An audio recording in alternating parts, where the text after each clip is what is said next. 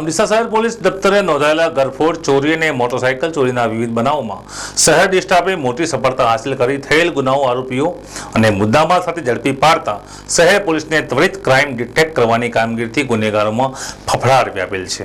જિલ્લા મથક પાલનપુરમાં railway junction પર આજે બપોરના સમયે જોવા મળ્યો હતો અગોજારો અકસ્માત।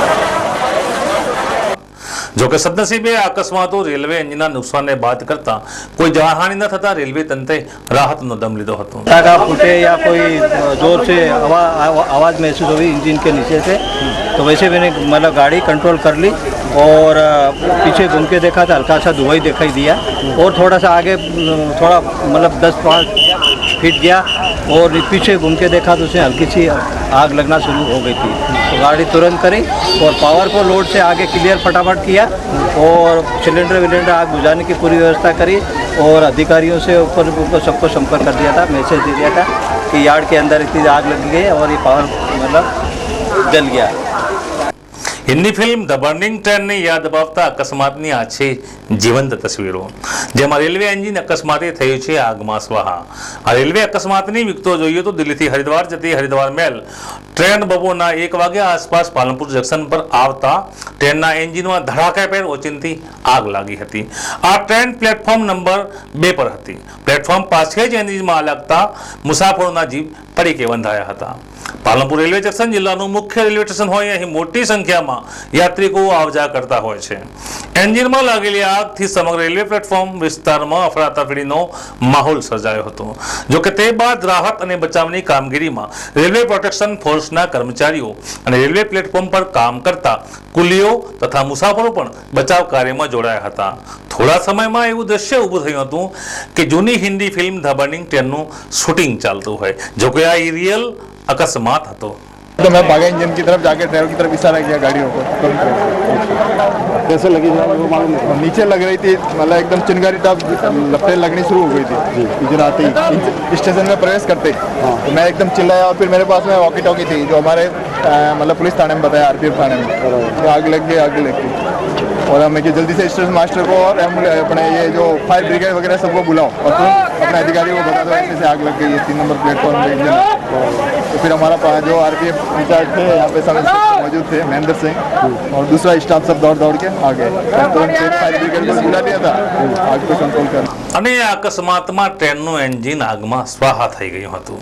રેલવે પોલીસે ભારે જહેમત બાદ આગ પર કાબુ મેળવ્યો હતો।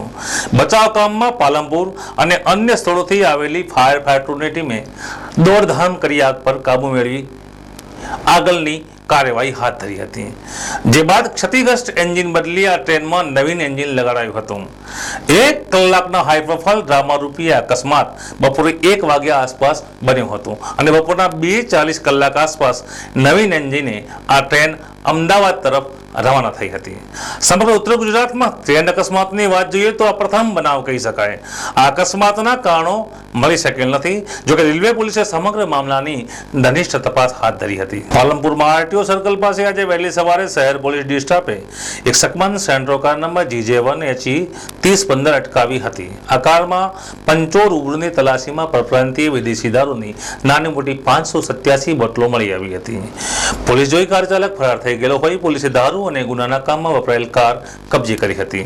શહેર પોલીસે ઝડપાયેલા દારૂની કિંમત ₹77,700 ગણી અને ગાડીની કિંમત 2 લાખ ગણી કુલ ₹2,77,700 નો મુદ્દામાલ તપાસ અર્થે કબજે કરેલ છે। આ મામલે શહેર પોલીસ સ્ટાફના સુમેરસિંહ, રણજીતસિંહ हरियोल, कांतिलाल तेमज दिलावर खान नामना पुलिस कर्मीओए कार झड़पवा भारे मेहनत करी प्रशंसनीय कामगीरी करी हती। शहर पुलिसे आ मामले प्रोहिबिशन एक्ट मुजब भागेड़ू कार चालक सामे गुनो दाखल करी तपास हाथ धरेल छे। आलो सवारना अमो तथा मेहरबान पोलीस शास्त्री गोहिल साहेब तथा डी स्टाफना माणसों साथे पालनपुर टाउन में रुडियावाड़ी विस्तार में पालनपुर सिटी फर्स्ट गुना रजिस्टर नंबर 292/11/200302 ની તપાસના કામે હકીકતમાં હતા। તે દરમિયાન ઓએન શાસ્ત્રીને હકીકત મળેલ કે પારપડા રોડ ઉપરથી એક Santro car number GJ1 HE 3015ની વિદેશી પરપ્રાંતીય દારૂ લઈ પાલનપુર શહેર તરફ આવનાર છે। જે હકીકત આધારે અમો તથા સાથેના પોલીસ તથા પોલીસ સ્ટાફના માણસો નાકાબંધીમાં હતા। તે દરમિયાન પારપડા રોડ ઉપરથી સેન્ટ્રો કાર ઉપરોક્ત હકીકતવાળી આવતા જેને રોકાવા ઇશારો કરેલો તે ગાડી ઊભી રાખેલી નહીં અને તેનો પીછો કરી આરટીઓ સર્કલ પાસે જતાં જે ગાડી ચાલક ગાડી મૂકી નાસી ગયેલો અને ગાડી જે તે હાલતમાં પકડી પાડી ગાડીની ઝડપી કરતા જેમાંથી વિદેશી પરપ્રાંતીય નાની મોટી બોટલો